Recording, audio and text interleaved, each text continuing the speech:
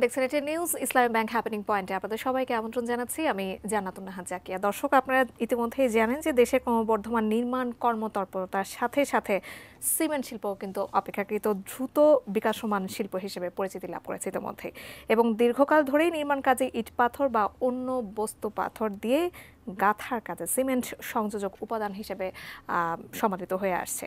এবং আমরা জানি যে নির্মাণ শিল্পের সঙ্গে সিমেন্ট আসলে এটা ওতপ্রোতভাবেই জড়িত, কোনোটা কোনোটার সঙ্গে ছাড়া নয়।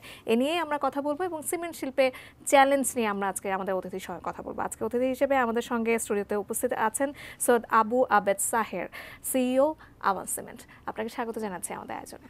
ধন্যবাদ জাকিয়া, ধন্যবাদ এটিএন নিউজকে আমাকে আমন্ত্রণ জানানোর জন্য। আচ্ছা, আমরা শুরুতেই আমাদের দর্শকদেরকে বলছিলাম যে এখন আসলে একটা অন্য উৎকর্ষতায় আছে নির্মাণ সামগ্রীর শিল্পটা, সেখানে একটা অন্যরকম অবস্থানে আছে সিমেন্ট। আমরা যদি একটু বলি যে সিমেন্ট শিল্প এখন বর্তমানে কী অবস্থায় আছে, এবং তার সাথে যদি একটু সমস্যাও প্রথমে আমরা যুক্ত করি যে বৈশ্বিক সংকট ও ডলার সংকটের ফলে সিমেন্ট শিল্পে একটা সংকট দেখা দিয়েছিল, সেটার এখন বর্তমান অবস্থা কী? ধন্যবাদ জাকিয়া, একটা চমৎকার একটা সময়োচিত একটা বিষয়বস্তু উত্থাপন করার জন্য। অ্যাকচুয়ালি সিমেন্ট শিল্পের একটা উজ্জ্বল সম্ভাবনাময় একটা শিল্প খাত, এবং বিল্ডিং মেটেরিয়ালের ভিতরে সিমেন্ট কিন্তু অন্যতম একটা ম্যাটেরিয়াল। এবং আমরা হাঁটি হাঁটি পা পা করে ইন্ডাস্ট্রির গ্রো করছিল, ভালো জায়গায় যাচ্ছিল। যেমন আমি পরিসংখ্যান দিয়ে যদি বুঝাই, আমরা যে কোভিড 2020 সালে, কোভিড পূর্ববর্তী যে বছরগুলো 2012 সাল থেকে 2019 সাল পর্যন্ত আপনার সিমেন্ট শিল্পে লক্ষ্য করবেন, আমরা যেটা CAGR বলি, cumulative average growth rate, it was around 11%, which is very good. মানে বছর বছর 10% প্রবৃদ্ধি হয়েছে। কোভিড পরবর্তীতে আমরা কিন্তু ঘুরিয়ে দাঁড়িয়েছিলাম 2020-এর পরে 2021। আপনি প্রশ্ন করেছেন সিমেন্ট খাত বিভিন্ন ধরনের চ্যালেঞ্জ সম্মুখীন হয়ে এগিয়ে যাচ্ছে। 2020-এর পরে 21 সালের পরে এই আজ অবধি এই 4টি বছর, যেটা আমার মনে হয় আমরা যতটুকু মনে করতে পারি এরকম ধরনের কোনো চ্যালেঞ্জ ফেস করে নেই সিমেন্ট ইন্ডাস্ট্রি। পরপর 4 বছর সিমেন্ট ইন্ডাস্ট্রিতে কোনো গ্রোথ নেই, কোনো ধরনের গ্রোথ নেই। এবং এবছর আমরা জুন মাসে আছি, জুন মাসের শেষ হয়ে যাবে কয়েকটা দিন পরে, ঈদের পরপরই। এখানে এই বছর আমি খুব আশার আলো দেখছি না যে সিমেন্ট শিল্পে একটা বিশাল গ্রোথ নিয়ে যাব, যেটা আগে কখনো ঘটেনি। হ্যাঁ, তো এই সমস্যাগুলোর মধ্যে আপনি যে প্রসঙ্গটা উল্লেখ করেছেন, বৈশ্বিক সংকট, একটা ডলারের সংকট, এই সব মিলিয়েই আমরা একটা অবস্থায় আছি। তবে হ্যাঁ, আমরা আস্তে আস্তে এই সংকট তো থাকবেই, ব্যবসা পরিচালনা করতে গেলে কিছু সংকট থাকবে, চ্যালেঞ্জেস থাকবে। এই চ্যালেঞ্জগুলো আমরা ধাপে ধাপে মোকাবেলা করে এগিয়ে যাওয়াটাই আমাদের কাজ হবে। একদমই তাই। আপনি বিশ্ব মন্দার কথা বলছিলেন এবং সেই সাথে আপনি নানাবিধ সংকটের কথা বলছিলেন। করোনা মহামারী তো আছেই, সেই সাথে কিন্তু সে সময় ইউক্রেন যুদ্ধ ছিল, রাশিয়া ইউক্রেন যুদ্ধ ছিল, এবং তখন থেকে যে আসলে বিশ্ব মন্দাটা শুরু হয়েছে সেটা এখনো পর্যন্ত অর্থনীতির জন্য একটা ঝুঁকি হিসেবে দেখা দিয়েছে, আমরা সামগ্রিকভাবে যেটা দেখতে পাচ্ছি। এলসি খোলার ক্ষেত্রে একটা প্রতিবন্ধকতা ছিল, সেটা কি এই মুহূর্তে আছে কিনা? দেখুন, যেই সময় থেকে আমাদের ডলারের সাথে বাংলাদেশি টাকার যে অবমূল্যায়ন হয়েছে, এই সংকটটি কিন্তু প্রথম দিকে প্রকট আকারে ধারণ করেছিল। ব্যাংকের ঋণপত্র, যেটা লেটার অফ ক্রেডিটের কথা আপনি উল্লেখ করলেন, ব্যাংকগুলো আগে আমাদের কোম্পানির সাথে আমাদের সাথে এমন লিয়াজ হতো, আমরা কোনো কিছু বলার জন্য অপেক্ষা করতে হতো না, আমাদের একটা লেটার অফ ক্রেডিট একটা অটোমেটিক প্রসেসে হয়ে যেত। কিন্তু এখন ডলার সংকটকে ঘিরেই কিন্তু এলসি সংকট কিছুটা আমরা কাটিয়ে উঠেছি, বাট এখনও এটা সংকট আছে, বিরাজমান আছে। আচ্ছা, বর্তমান চ্যালেঞ্জগুলো সম্পর্কে একটু জানতে চাই। সিমেন্ট শিল্পে আপনারা কি কি চ্যালেঞ্জ এই মুহূর্তে মুখোমুখি হচ্ছেন? ওকে, আসলে আমি একটু আগে বলেছি যে আমাদের দেশ কিন্তু একটা ভিশন নিয়ে এগিয়ে যাচ্ছে। মাননীয় প্রধানমন্ত্রী আমাদের দেশকে 2041 সালে আমাদের দেশ, এই বাংলাদেশ, একটা উন্নত দেশে পরিণত হবে। সেটার পদক্ষেপ হিসেবেই কিন্তু আমাদের এই যে বিল্ডিং মেটেরিয়াল ইন্ডাস্ট্রি, আমরা এটার একটা জরুরি অংশ। এই জরুরি অংশ হিসেবে কিন্তু আমরা কাজ করে এগিয়ে যাচ্ছিলাম। কিন্তু সংকটগুলা যেগুলো হয়েছে বৈশ্বিক পরিস্থিতির জন্য হয়েছে, বেশিরভাগ সংকটগুলা আপনি দেখেন করোনা মহামারীর কথা আমরা উল্লেখ করেছি। করোনা মহামারীর শেষ হতে না হতেই একটা যুদ্ধ শুরু হলো, যুদ্ধের পরে আরেকটা যুদ্ধ শুরু হলো, যেটা ইসরায়েল প্যালেস্টাইন যুদ্ধ, এবং দেখেন এই যুদ্ধগুলো কিন্তু যেহেতু আমরা বৈশ্বিকভাবে আমাদের অর্থনীতি আমাদের সব দেশের সাথেই আমাদের সম্পৃক্ততা আছে, তো এটার একটা প্রভাব আমাদের অর্থনীতিতে পড়েছে। তো আমরা সংকটের ভিতরে দেখেন 2022 সালের অগাস্ট মাসে আপনি যদি লক্ষ্য করেন, দেখবেন হঠাৎ করে জ্বালানি, বিশেষ করে বিদ্যুৎ এবং গ্যাসের মূল্য বাড়ে, একটা হিউজ পরিমাণ বাড়ে। এবং আলটিমেটলি কি হয়, যখন বিদ্যুৎ গ্যাসের শুধু মূল্য না, সরবরাহ একটা গুরুত্বপূর্ণ ব্যাপার। কারণ আপনি যখন একটা শিল্প চালিয়ে যেতে চাবেন, শিল্পের সাথে সংশ্লিষ্ট শ্রমিক আছে, মালিক পক্ষ আছে, এর মধ্যে যারা ব্যবসার পার্টনার আছেন, সবাই এটার সঙ্গে জড়িত। কিন্তু নিরবিচ্ছিন্ন বিদ্যুৎ সরবরাহ আমাদের দেশে সমস্যা ছিল, কিন্তু অনেকটা কাটিয়ে আমরা উঠছি। আশা করি ভবিষ্যতে এই সংকটগুলো উঠবো। এর মধ্যে সংকট যেটা হয়েছে, আমি যেহেতু কয়েকদিন পরে দেশের জাতীয় বাজেট হবে, তো আমাদের সিমেন্ট শিল্পেরও কিন্তু বাজেটের ক্ষেত্রে আমরা কিছু দাবি দেওয়া নিয়ে কথা বলেছি, গত বছরও কথা বলেছি। এই বছর বাজেট পূর্ব মুহূর্তেও আমাদের সিমেন্ট ম্যানুফ্যাকচারার অ্যাসোসিয়েশন থেকেও জাতীয় রাজস্ব বোর্ডে মিটিং হয়েছিল, সেখানে আলোচনা হয়েছে। আমিও আজকে জোর দাবি জানাই যে এই জায়গাগুলোতে সংকট উত্তরণের জন্য কিছু পদক্ষেপ নেওয়া জরুরি। আচ্ছা, আমরা যেহেতু বাজেটের কথা এসেছি, আপনিও বাজেটের প্রসঙ্গ বলছেন, একটু যদি গত বছরের বাজেটের দিকে তাকাই, সেখানে যে প্রস্তাবিত বাজেটটা ছিল, সেখানে প্রধান কাঁচামাল ক্লিংকার আমদানিতে টন প্রতি শুল্ক 500 টাকা থেকে বাড়িয়ে 700 টাকা করা হয়েছিল, যেটা আমদানি মূল্যের থেকে 12 থেকে 13% বেশি। বাড়তি যে শুল্ক আরোপটা করা হয়েছিল, আসলে শিল্পে এখন পর্যন্ত তার কতটুকু প্রভাব পড়েছে বলে আপনার মনে হয়, বা আপনি নিজে থেকে কেমনটা দেখেছেন? জাকিয়া, ধন্যবাদ। আপনি একটা একদম নাম্বার দিয়ে উল্লেখ করেছেন। ক্লিংকার হচ্ছে অন্যতম একটা আমদানি। তার আগে আমি সিমেন্ট শিল্পের সম্পর্কে একটু বলতে চাই। সিমেন্ট শিল্পটা কিন্তু পুরোপুরি আমদানি নির্ভর। 5টা কাঁচামাল প্রয়োজন হয় সিমেন্ট তৈরি করতে। এটার প্রধান কাঁচামালটা হচ্ছে ক্লিংকার, যেটা আপনি উল্লেখ করেছেন। Clinker, slug, fly ash, gypsum and limestone, এই 5টা কাঁচামালে কিন্তু আমদানি নির্ভর। এর মধ্যে মূল যে কাঁচামাল সেটা হচ্ছে ক্লিংকার, যেটা গত অর্থ বছরের যে বাজেট হয়েছে, শুল্ক নির্ধারণ করা হয়েছিল 500 টাকা ছিল, যেটা ছিল 500 টাকা। আমাদের দাবি ছিল এই 500 টাকা থেকে কমিয়ে এটাকে 200 টাকা করার জন্য, কিন্তু মানে যেটা বাস্তবতা হয়েছে যে 500 টাকা থেকে বাড়িয়ে 700 টাকা করা হয়েছে। এটার একটা বিষয় এখানে উল্লেখ করার দরকার, যেমন আমরা যদি অ্যালাইড ইন্ডাস্ট্রির দিকে লক্ষ্য করি, দেখবেন যে আমদানি শুল্ক অবশ্যই থাকবে। শুল্ক 5% হলো স্ট্যান্ডার্ড। হ্যাঁ, এখন দেখেন আমাদের পাশাপাশি একটা শিল্প আছে, সেটা হলো রড বা আমরা স্টিল ইন্ডাস্ট্রি বলি। স্টিল ইন্ডাস্ট্রিতে এই আমদানি শুল্কটা কিন্তু 5%। পণ্যের যে আমদানি মূল্য তার 5 ভাগ। আর সিমেন্টের ক্ষেত্রে 700 টাকা পার মেট্রিক টন ক্লিংকারের আমদানি শুল্ক নির্ধারণ করাতে কি হয়েছে, 14%, যেটা আমি মনে করি এটা অনেক বেশি। এবং এটার বেশি হলেও আমরা যারা কোম্পানি পরিচালনা করি, কোম্পানির যারা মালিক পক্ষ আছেন, আমাদের ক্ষেত্রে এই চার্জটা করতে হয় সাধারণ যারা ক্রেতা তাদের উপর থেকে। তো দেখেন, আপনি এই 500 টাকা থেকে 700 টাকা করাতে আমার পার ব্যাগ সিমেন্টের মূল্য বেড়ে গেছে 8 থেকে 9 টাকা। হ্যাঁ, তো আমাকে এই এক্সট্রা যে মূল্যটা, এটা কিন্তু আমার যারা ভোক্তা, যারা সিমেন্টের আলটিমেট ক্রেতা যারা, তাদের কাছে এটা চার্জ করতে হচ্ছে। তো আমার এবার জোর দাবি থাকবে, যেটা আমরা 700 টাকা করা হয়েছে, এটা যাতে আবারও 200 টাকায় নামিয়ে আনা হয়। তাতে কি হবে জানেন, আমাদের পণ্য মূল্যটা, সিমেন্টের যে মূল্যটা সহনশীল পর্যায়ে রাখবো। কারণ দেশের উন্নয়নের ধারা কিন্তু অব্যাহত থাকবে। দেখেন, আমরা করোনা মহামারী অতিক্রম করেছি, যুদ্ধ সিচুয়েশন চলছে বৈশ্বিক, আমরা কিন্তু বাংলাদেশ কিন্তু ঘুরে দাঁড়াচ্ছে সবসময়। আমি খুব আশাবাদী, এই দেশের একজন নাগরিক হিসেবে সিমেন্টের শিল্পের সঙ্গে আমি জড়িত আছি দীর্ঘদিন। আমি মনে করি যে এইটাও ঘুরে যাবে। কিন্তু আমরা মনে করি যে কিছু মানে ইন্ডাস্ট্রিটাকে চালু রাখার জন্য, চলমান রাখার জন্য কিছু সিদ্ধান্ত নেওয়া উচিত, যেটা সবার জন্য উপকারী। আচ্ছা, বেশ কিছু সিদ্ধান্তের কথা আপনি বলছিলেন। আসলে যে বাজেটটা আসতে যাচ্ছে, সেখানে আপনারা কি কি চান, বা আপনাদের পক্ষ থেকে আপনারা কি কি দাবি এখন পর্যন্ত উত্থাপন করেছেন, যদি একটু সংক্ষেপে বলতেন।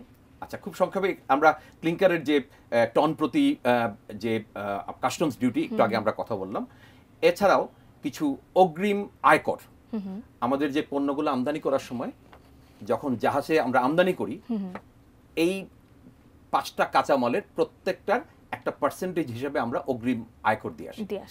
একটু আগে ক্লিংকারের কাস্টমস ডিউটি নিয়ে কথা বললাম, শুল্ক নিয়ে কথা বললাম, এখন আমরা অগ্রিম আয়কর নিয়ে কথা বলি। ক্লিংকারে আমরা 2% আয়কর, অগ্রিম আয়কর আমরা দিয়ে দিই পণ্য আমদানির সময়। হ্যাঁ, অ্যাডভান্স কেটে রাখা হয়। আমরা স্ল্যাগ এবং ফ্লাই অ্যাশে আমরা প্রায় আপনার 3% আমরা আচ্ছা আয়কর দিই, অগ্রিম আয়কর। এটা কিন্তু অ্যাডভান্স এআইটি। আর দুটো যে কাঁচামাল আছে, একটা হচ্ছে আপনার জিপসাম এবং লাইমস্টোন, এই দুটার ক্ষেত্রে আমরা 5% দিই। দেখেন, একদিক দিয়ে ক্লিংকারের একটা শুল্ক আমরা বৃদ্ধি করেছি, যেটা 14%, এক্সোরবিটেন্টলি হাই। আর এআইটির ক্ষেত্রে আমাদের দাবি একটাই, এইটা 2% থেকে 5% যে বিভিন্ন হারে নির্ধারণ করা হচ্ছে, এটা যাতে 0.5% নামিয়ে নিয়ে আসা হয়। আচ্ছা, তাহলে কি হবে, আমি বাজারের যে পণ্যের মূল্য, সিমেন্টের যে মূল্য, সেটা সহনশীল পর্যায়ে রাখতে পারবো। হ্যাঁ, দেখেন জ্বালানি মূল্য বেড়েছে, গ্যাসের মূল্য বেড়েছে, অনেক সময় গ্যাস জ্বালানির সরবরাহের প্রবলেমের জন্যও কিন্তু পণ্যের মূল্য বাড়ে। আমরা এই নিয়ে আরো কথা বলবো আমাদের হ্যাপেনিং পয়েন্টের আয়োজনে। দর্শক, একটা ছোট্ট বিরতি নেবার সময় হয়ে গেছে, আমরা আরো আলোচনা নিয়ে ফিরছি, নিশ্চয়ই আমাদের সাথেই থাকতে হবে, কোথাও যাবেন না।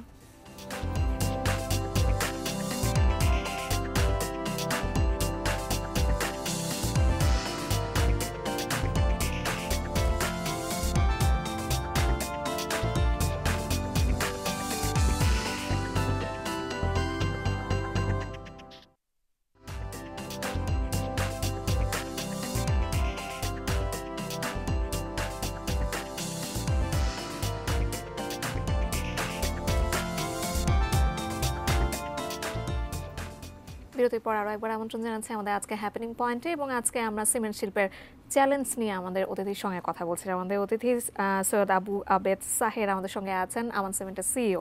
আমরা বিরতির পর আরও একবার আপনাকে আমন্ত্রণ জানাচ্ছি। এই মুহূর্তে আপনার কাছে আসলে জানতে চাই যে সিমেন্ট শিল্পে মূল্য সংযোজন কর বা ভ্যাট যেটাকে আমরা বলি, আপনার মতামতটা জানতে চাই। ধন্যবাদ জাকিয়া। আসলে ভ্যাট বা মূল্য সংযোজন কর সিমেন্টের একটি ওতপ্রোত অংশ। আমাদের সিমেন্ট ইন্ডাস্ট্রিতে যেভাবে ভ্যাট নির্ধারণ করা হয়, এটার একটা কৌশল হলো, এক একটা ধরেন বা সারা বাংলাদেশে 41টা শিল্প প্রতিষ্ঠান আছে যারা সিমেন্ট প্রস্তুত করে এবং বাজারজাত করে। এক এক কোম্পানির ভ্যাট নির্ধারণ এক একভাবে হয়, এক একটা মূল্যে হয়। তো আমাদের একটা প্রস্তাবনা ছিল, এটা গত বছর আমরা উল্লেখ করেছিলাম, যে মূল্য সংযোজন কর বা ভ্যাটের ক্ষেত্রে যাতে একটা ট্যারিফ নির্ধারণ পদ্ধতি অনুসরণ করা হয়। কারণ ট্যারিফ নির্ধারিত পদ্ধতিটা, আমি যদি আমার এই বক্তব্যটা জাতীয় রাজস্ব বোর্ডের কেউ শোনেন, এই বক্তব্যটা আমি জোর দিয়ে বলতে চাই, যদি ট্যারিফ নির্ধারণ পদ্ধতিতে করা হয়, তার মানে একটা রেট সবার জন্য প্রযোজ্য হবে। এতে করে কিন্তু সরকারের যে মূল ভ্যাট নীতি, এটার সাথে যাবে। কারণ আমি নিজে একটা ক্যালকুলেশন করে দেখেছি যে টোটাল ভ্যাটের পরিমাণ বাড়বে। হ্যাঁ, আর এতে করে এই ট্যারিফ নির্ধারণ পদ্ধতি হলে এটা সহজীকরণ হয়, সবার জন্য এটা ভ্যাট নির্ধারণ করাটা সহজ হয়, জটিলতা থেকে আমরা ছুটে আসতে পারি। তো আমি মনে করি এটা বাজেটের, যেহেতু আমরা এখনো জাতীয় বাজেটের পেশ করা হয়নি জাতীয় সংসদে, আমি মনে করি এই বিষয়টা খুব গুরুত্ব সহকারে চিন্তা করা উচিত, যে ট্যারিফ নির্ধারণ পদ্ধতিতে করলে এটা সবার জন্য ভালো হয়, কোম্পানিগুলোর জন্য ভালো হয়, এবং যারা ভ্যাট নির্ধারণ করেন বা ফিল্ডে যারা এটা নিয়ে কাজ করেন, ওনাদের জন্য কিন্তু এটা সুবিধা হয়। আচ্ছা, আমরা প্রতি বছরই দেখেছি কিন্তু সিমেন্ট শিল্পের গ্রোথ ছিল 10 থেকে 11%। এই বছর সেটা কেমন হবে বলে আপনারা আশা করেন, বা এখন চাহিদাটা কেমন চলছে আসলে ভোক্তাদের মধ্যে? হ্যাঁ, আপনার সাথে কথা বলে বুঝতে পেরেছি আপনি খুব আশাবাদী মানুষ। আমি একটু আগে একটা স্ট্যাটিস্টিক বলেছি যে 2012 সাল থেকে সিমেন্ট ইন্ডাস্ট্রি 2019 সাল পর্যন্ত প্রায় 11% গ্রোথ রেটে বেড়েছে। কিন্তু আমরা এই যে করোনার পরবর্তী সময় ঘুরে দাঁড়িয়েছি, যেটা আমি একদম সংখ্যা দিয়ে বলতে পারি, প্রায় এক বছরে 3,80,00,000 মেট্রিক টন আমরা সেল করেছিলাম 2021 সালে। দেখেন, 2021, 22, 23, আমরা 24-এর মাঝামাঝি আছি। এখন পর্যন্ত আমরা ওই 3,80,000 মেট্রিক টনের ভিতরেই আটকে আছি। তার মানে কি, শিল্পের একটা যে পরিমাণ গ্রোথ রেট আমাদের আগে ছিল, হ্যাঁ ধরেন 5 বছর আগে ছিল, সেইটা আমরা এখন মেনটেন করতে পারছি না। তার মানে কি, আমাদের ওভারঅল বৈশ্বিক সংকটগুলো নিয়ে একটু আগে আমরা আলোকপাত করেছি, বৈশ্বিক সংকট, ডলার সংকট, সব মিলিয়ে আমরা একটু কেন জানি শিল্পটা একটু ঝিমিয়ে পড়েছে। ঝিমিয়ে পড়েছে মানে এই না যে আমাদের ফ্যাক্টরিগুলো চলছে। আমি যদি আমাদের এটা কেমনে আমি সংখ্যা দিয়ে বুঝাবো ঝিমিয়ে পড়াটাকে, দেখবেন আমাদের শিল্পে এই মুহূর্তে ক্যাপাসিটি আছে বছরে প্রায় 8,20,00,000 মেট্রিক টন, কিন্তু আমরা সেল করছি বা উৎপাদন করছি 3,80,00,000 টন। তো গ্যাপটা দেখেন, মানে ক্যাপাসিটি সিমেন্ট ইন্ডাস্ট্রির যে টোটাল ক্যাপাসিটি বাৎসরিক যে ক্যাপাসিটি আছে তার অর্ধেকের চেয়ে নিচে আমরা এটাকে ব্যবহার করছি। এবং আপনারা শুনে আরও অবাক হবেন যে আগামী 2 বছরে 2024-25 সালের শেষ নাগাদ সিমেন্ট শিল্পের টোটাল উৎপাদন সক্ষমতা হয়ে যাবে প্রায় 10 কোটি মেট্রিক টন। তা আমরা যদি এই অবস্থায় স্থবির অবস্থায় থাকি তাহলে কিন্তু আমাদের যে ক্যাপাসিটি ইউটিলাইজেশন, যেটা একটা শিল্প ক্ষেত্রে কোটি কোটি টাকা শিল্প মালিকরা এখানে ইনভেস্ট করেছেন, আমি বলতে পারি যে প্রায় 35টা কোম্পানি ওই সময় মিলে প্রায় 40,000 কোটি টাকা ইনভেস্ট করা হয়েছে এই শিল্পে। এখানে কর্মচারী আছেন 1 লক্ষের উপরে ডাইরেক্ট কর্মচারী, এবং যারা পরোক্ষভাবে কাজ করছেন এই সিমেন্ট শিল্পের সঙ্গে প্রায় 10 থেকে 15 লক্ষ মানুষ। তো আমি মনে করি এতগুলো মানুষের ভাগ্য রিজিক এই শিল্পের সঙ্গে জড়িত। তা আমি মনে করি এটা গ্রোথের জন্য কিছু সহনশীল, আমি বলবো শিল্প বান্ধব কিছু, আমি মনে করি এই বাজেটের আগে আমি অগ্রিম কর নির্ধারণের ক্ষেত্রে, শুল্কের ক্ষেত্রে, ভ্যাটের ক্ষেত্রে এই যে বিষয়গুলো আমি এই অল্প সময়ের ভিতরে আমার সহজ ভাষায় আমরা বলছিলাম আসলে নানা রকম চ্যালেঞ্জ নিয়ে কথা বলছিলাম। এখন আমরা আমান সিমেন্টের ব্যাপারে যদি আসি, যদি স্বকীয়তার কথা বলি, আমান সিমেন্ট কিন্তু তার নিজস্ব স্বকীয়তা বজায় রেখেছে সেই শুরু থেকে এখন পর্যন্ত এসে। আমরা যদি এই মাসটা আমরা দেখছি যে বর্ষা শুরু হয়ে গেছে এবং সিমেন্টের চাহিদাও কিন্তু কম থাকার কথা, এই সময়টা এসে বাংলাদেশের ব্যাপক যে উন্নয়ন হচ্ছে সেখানে আপনাদের সিমেন্টের চাহিদাটা আসলে কেমন? ধন্যবাদ জাকিয়া। আসলে আমি যেই প্রতিষ্ঠানে কাজ করি আমান সিমেন্ট, একটা দেশীয় প্রতিষ্ঠান, এবং আমাদের সবচেয়ে সুন্দর খবর হচ্ছে আমরা কিন্তু বিশ্বমানের সিমেন্ট তৈরি করি। কারণ আমাদের সিমেন্ট ফ্যাক্টরিতে 2টো ভার্টিক্যাল রোলার মিল আছে, যেই রোলার মিলগুলা 4th জেনারেশনের মেশিন, যারা সিমেন্ট উৎপাদন করার, গ্রাইন্ডিং করার 4th generation machine, latest machine আমরা জার্মানের সেরা কোম্পানি, জার্মানির সেটা হচ্ছে লোশে কোম্পানি থেকে আমদানি করা, এবং আমরা দেশের সেরা গুণমানের সিমেন্ট প্রস্তুত করি আমান সিমেন্ট ব্র্যান্ডে, এবং আমরা এই বাৎসরিক প্রায় 35 লক্ষ মেট্রিক টন ক্যাপাসিটিতে আমরা রান করছি। এবং গুণমানের দিক থেকে আমি বলবো যে বাংলাদেশের অন্যতম সেরা গুণমানের সিমেন্ট। আপনি শুনে খুশি হবেন, যেহেতু আমাকে এই প্রশ্নটা করেছেন, দেশের যে গর্ব, আমাদের প্রথম পারমাণবিক যে চুল্লি রূপপুরে তৈরি হচ্ছে, এটার যে মূল কাঠামো, যে চুল্লিটা, যে ভিতরে থাকবে আপনার বিদ্যুতের উৎপাদনের যে মেইন রিঅ্যাক্টর, এই রিঅ্যাক্টর একটা স্ট্রং একটা কাভার বা গার্ড তৈরি করতে হয়। এটা সম্পূর্ণ আমান সিমেন্টে তৈরি হয়েছে। প্রায় এই পর্যন্ত আমরা রূপপুর পারমাণবিক বিদ্যুৎ কেন্দ্রে আমান সিমেন্ট এই পর্যন্ত 3.5 লক্ষ মেট্রিক টনের বেশি আমরা ওখানে সরবরাহ করেছি। তো আমি মনে করি দেশের যে বড় একটা ইনফ্রাস্ট্রাকচার, সেটার সঙ্গে আমান সিমেন্ট জড়িত। আমরা আরো কিছু আপকামিং প্রজেক্ট আছে সরকারের, বড় বড় কিছু সিমেন্ট যেগুলোতে কনজিউম হয়, আমরা এগুলোর সঙ্গে সক্রিয়ভাবে আছি। বিভিন্ন প্রজেক্টে আপনারা এখন পর্যন্ত সক্রিয়ভাবে আছেন। আচ্ছা, আমাদের সময় একেবারেই শেষ হয়ে গেছে, আমরা আমাদের আয়োজন একেবারে শেষ পর্যায়ে চলে এসেছে। একটু যদি ভোক্তাদের একটা প্রশ্ন আপনার কাছে করি, যে বলছিলাম যে বর্ষা মৌসুম চলছে, এই সময়টা কিন্তু চাহিদা একটু কম থাকে, চাহিদা কম থাকলে কিন্তু দামটাও কমে, সেক্ষেত্রে আপনাদের যদি বলবেন যে দামটা আসলেই কমবে কিনা? না, আপনি ভোক্তাদের পক্ষে সঠিক প্রশ্ন করেছেন যে এই মুহূর্তে চাহিদা কম বৃষ্টির জন্য বা যে কোনো কারণে হোক, কিন্তু আমার যদি ক্রয় মূল্য একটা সিমেন্ট তৈরি করতে আমার উৎপাদন খরচ বেশি হয়, আমি তো লস করে বিক্রি করতে পারবো না। যদিও বেশিরভাগ সিমেন্ট কোম্পানির মালিক, আমি দ্ব্যর্থহীন ভাষায় বলতে পারি যে অনেকেই লস করে বিক্রি করছেন। ভোক্তাদের চাহিদার দিকে বিবেচনা করে, ক্রয় ক্ষমতার বিবেচনা করে, অনেক ক্ষেত্রে সবসময় যে করছেন লস তা না। এখন যে পরিস্থিতি দাঁড়িয়েছে, ওনারা অনেকেই, আমি এই কথা সাহস নিয়ে বলতে চাই, অনেক শিল্পপতি মালিক সিমেন্ট শিল্পের ক্ষেত্রে লস বহন করছেন। আমি এই বাজেটের আগে আমি যে বিষয়গুলো উত্থাপন করেছি, যে আমদানি ক্ষেত্রে ক্লিংকারের যে পার টন যে 700 টাকা নির্ধারণ করা হচ্ছে শুল্ক, এটা কমিয়ে 200 টাকা করা হোক, এবং অন্যান্য যে কাঁচামালগুলা অ্যাডভান্স ইনকাম ট্যাক্স এটাকে 0.5% নামিয়ে আনা হোক। এবং আমি বলি আরেকটা জিনিস দাবি করেছি ভ্যাটের ক্ষেত্রে, যেটা আমরা একটু আগে উল্লেখ করেছি, যে ট্যারিফ পদ্ধতিতে যাতে ভ্যাট নির্ধারণ করা হয় সেই দাবি জানাচ্ছি। তাতে কি হবে, কি আলটিমেটলি কি হবে, আমাদের যারা ভোক্তা, যে প্রশ্নটা আপনি করেছেন, অটোমেটিক্যালি আমরা জুন মাসে যদি বাজেট হয়, জুলাই মাস থেকে আমরা দাম কমায় নিয়ে আসতে পারি।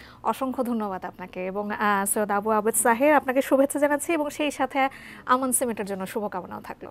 অনেক ধন্যবাদ জাকিয়া আপনাকে এবং এটিএন নিউজকে।